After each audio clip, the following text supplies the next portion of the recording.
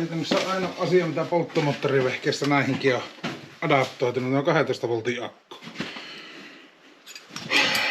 Ja se on kyllä yksi murheryhmä. Ainakin näissä valokkaripohjaisissa. Vai MEB, mikä se on? Onko se sitten valokkari vai joku muu valmistaja? Ihan paskaa. Sitten kuitenkin tääkin on tämmönen vähän niinku huolto-osa näissä vehkeissä. Se on pitänyt tänne helvetin syvälle piilottaa. Helvetin syvälle pitänyt piilottaa tuolta akku. Kyllä ne olisi voinut laittaa tuohon näkyville. Ei.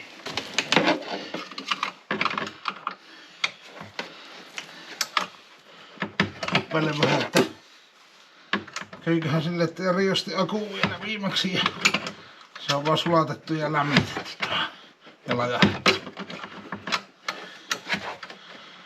Kyllä niin kallis se akku, että jos sille on käynyt, niin joudun kyllä kyseenalaistamaan remontin tekijän motivaatiot.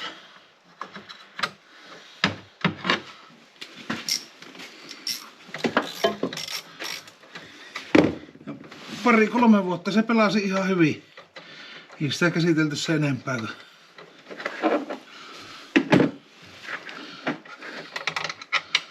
Ei mitenkään ollut niinku erityiskohtelussa. Oli kyllä huoleta ajoukki siinä kohti. Silleen, että meillä on niinku 2 sähköautoa. Meillä on tuo Tesla 19 vuosimalliin Performance ja sitten on tämä rouva-ajoukkina tämä Mustang. Kummatkin on käytettynä ostettu. Sopiiko se tosta välistä pois? Ei. Siinä se onkin vitsi ollut sitten. Ihan pikku vaivalla hyvä jekku. Moi voi. Sitten paremmin sanoa.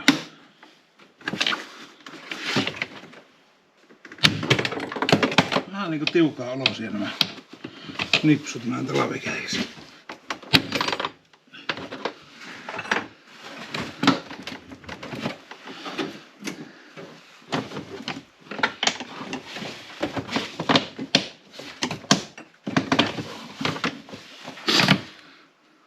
Voi voi. No, pitää käydä katsoa miten se tuo internetissä joku viisaampi osaa varmaan kertoa miten se tuo irtuaa tuo. Jaha, perinteinen kamerasekkoilu. Se mä ajattelin toki väärinpäin, mutta kyllä se jännitteen näyttääkin. 10,72 on nyt täällä jännitettä, että en tiedä jos tämä lämmittää niin vieläkö tuo tuosta elpyy, mutta tuo on toki latteen 13,65. Parasta mitä tältä kyllä sai tähän hättää. Siinä on stanssi, että kyllä se voi olla jopa vaihettukin tuo akku silloin. Ja se lähti ihan hyvin pois, kun otti sen poikkituen pois siitä eestä. Niin se sopi tulee se yhdellä pultillakin ja sitten se kääntyy sivuun. Se tuli aivan nätisti pois. Internetti tiesi kertoa. Otan tuohon.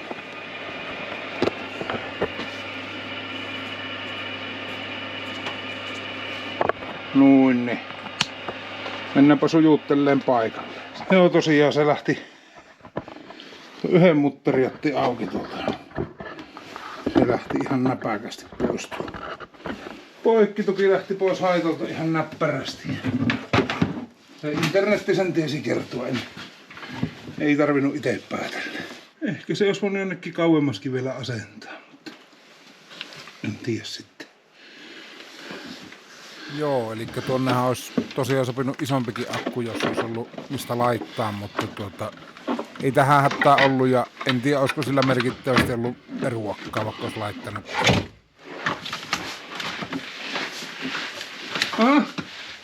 Apumekaanikkokin saapuu. Sano heippa kameralle. Hei. Hei. Täällä on vähän työkalut levällä. Aika nätti se oli, kun sai vaan nuo muovit irti, mutta ne on nuo muoviklipsut täällä pakkasessa aika hyviä. Suorastaan paras ratkaisu. Ei tule mitään muuta mieleen, mitä voisi käyttää täällä niinku autossa. Talven niinku yleensäkin autossa. Ei mitään muuta ratkaisua. Muoviklipsu. Tosiaan apumekaanikko rupesi sorvaamaan Tuo pitäisi kiristää tuon. sitä lisävirranantopistettä, joka näkyy myöhemmin. Missäs homma 3D-tulosteli siihen semmoset tulupat siihen ja tehtiin reijät muoviin. Nyt sitten laitetaan negatiivi vaan sinne kiinni. Kuvauskulut. Tuo on nyt otettu tuolta ja napaasuolet otetaan talteen. Tämä pitäisi nyt tähän liittää tähän näin. Sehän heräs Hellinki.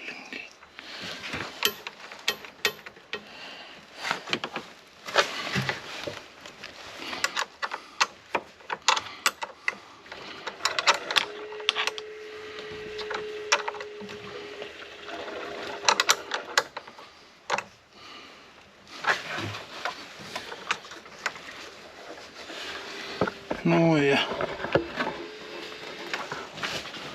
katoppa kun meillähän läpäät aukesi ja iso epäilys, että on saattaa ruveta lattaa.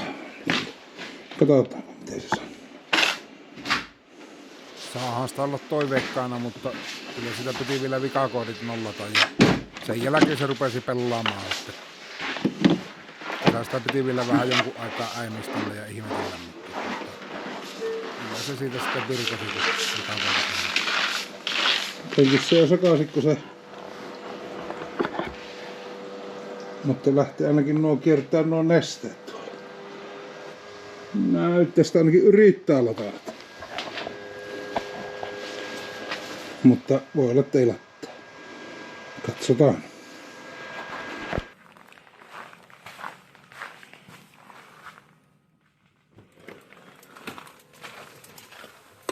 Sitten kun se saatiin vikakoodit kuitattua, niin ei ollut sen isommasta enää kiinni. Ohjelmistosta vaan. Samaan videopätkään. Niin. Tuommoiset lisävirranantopisteet tuli tehtyä Mustangin. Jos meinaa pikkuakun kanssa olla ongelmia, tuosta saa annettua sitten pikkuakulle lisävirtaa tarvittaessa.